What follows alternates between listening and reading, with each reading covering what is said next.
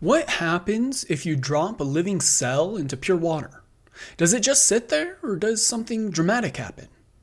By the end of this video, you'll be able to explain osmosis and actually predict what happens to a cell in any solution you throw into it.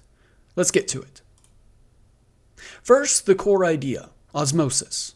Osmosis is just the movement of water across a semi-permeable membrane. Semi-permeable is the key word. The membrane lets water slip through, but blocks the dissolving stuff, the solute. So here's the rule that runs this whole video.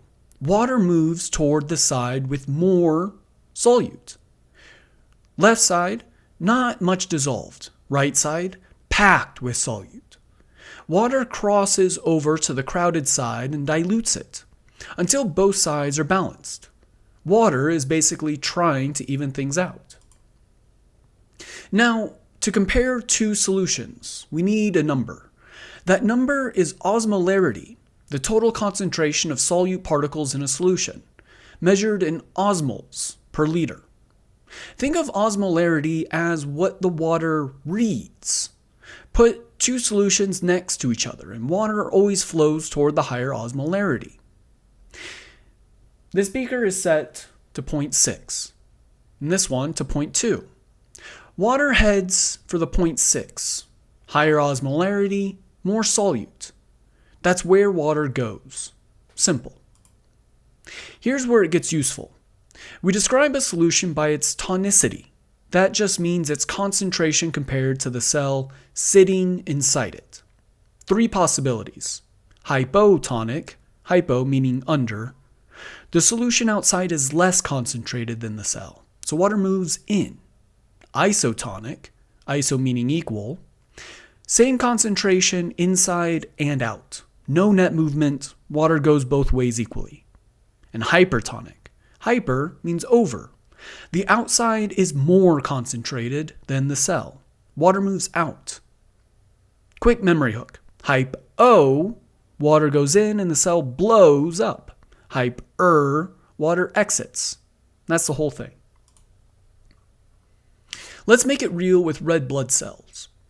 Same cell, three different solutions. Drop it in a hypotonic solution. Remember, water rushes in. The cell swells, and if enough water floods in, it bursts.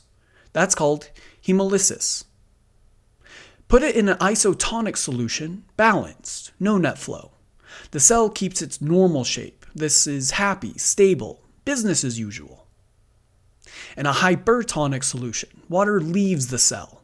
It shrinks and puckers up, all wrinkled. That shriveling has a name, crenation. Swell, stay, shrink. And now you can predict which just from the tonicity. So why does anyone outside a biology class care?